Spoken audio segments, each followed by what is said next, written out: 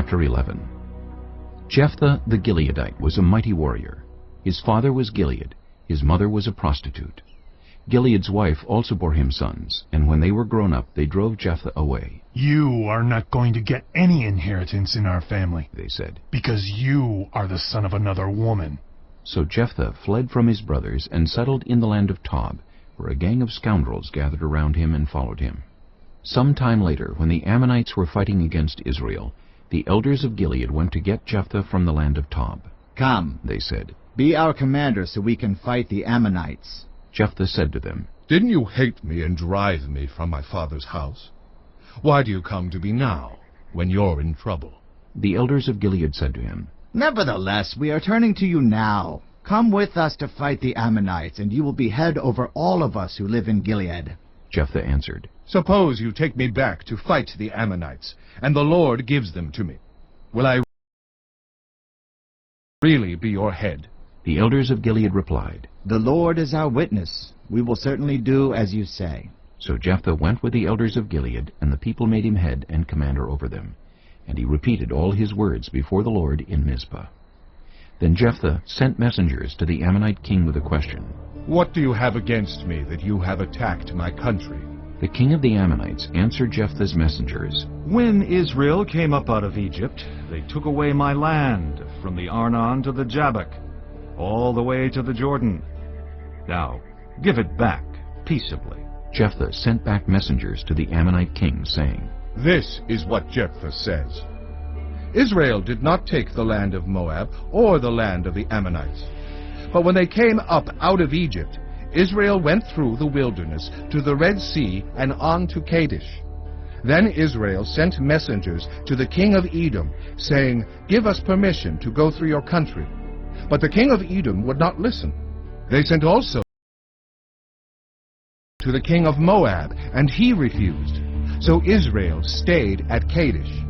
Next, they traveled through the wilderness, skirted the lands of Edom and Moab, passed along the eastern side of the country of Moab, and camped on the other side of the Arnon. They did not enter the territory of Moab, for the Arnon was its border. Then Israel sent messengers to Sihon, king of the Amorites, who ruled in Heshbon, and said to him, 'Let us pass through your country to our own place.' Sihon, however, did not trust Israel to pass through his territory. He mustered all his troops and encamped at Jahaz and fought with Israel. Then the Lord, the God of Israel, gave Sihon and his whole army into Israel's hands, and they defeated them. Israel took over all the land of the Amorites who lived in that country, capturing all of it, from the Arnon to the Jabbok, and from the desert to the Jordan. Now since the Lord, the God of Israel, has driven the Amorites out before his people Israel, what right have you to take it over? Will you not take what your god Chemosh gives you? Likewise, whatever the Lord our God has given us, we will possess. Are you any better than Balak, son of Zippor, king of Moab? Did he ever quarrel with Israel or fight with them? For 300 years Israel occupied Heshbon, Aroer, the surrounding settlements, and all the towns along the Arnon. Why didn't you retake them during that time? I have not wronged you, but you are doing me wrong by waging war against me. Let the Lord, the judge, decide the dispute this day between the Israelites and the Ammonites." The king of Ammon, however, paid no attention to the message Jephthah sent him. Then the Spirit of the Lord came on Jephthah. He crossed Gilead and Manasseh, passed through Mizpah of Gilead, and from there he advanced against the Ammonites.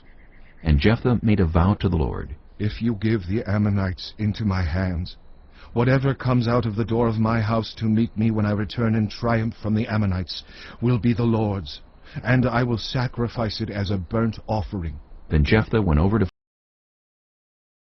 fight the Ammonites, and the Lord gave them into his hands. He devastated 20 towns from Aroer to the vicinity of Minnith as far as Abel-Keramim. Thus Israel subdued Ammon. When Jephthah returned to his home in Mizpah, who should come out to meet him but his daughter, dancing to the sound of timbrels? She was an only child. Except for her he had neither son nor daughter. When he saw her, he tore his clothes and cried. Oh no, my daughter! You have brought me down, and I am devastated. I have made a vow to the Lord that I cannot break. My father, she replied. you have given your word to the Lord. Do to me just as you promised, now that the Lord has avenged you of your enemies, the Ammonites. But grant me this one request, she said. Give me 2 months to roam the hills and weep with my friends, because I will never marry. You may go, he said, and he let her go for 2 months. She and her friends went into the hills and wept because she would never marry. After the 2 months, she returned to her father, and he did to her as he had vowed, and she was a virgin. From this comes the Israelite tradition that each year the young women of Israel go out for 4 days to commemorate the daughter of Jephthah the Gileadite.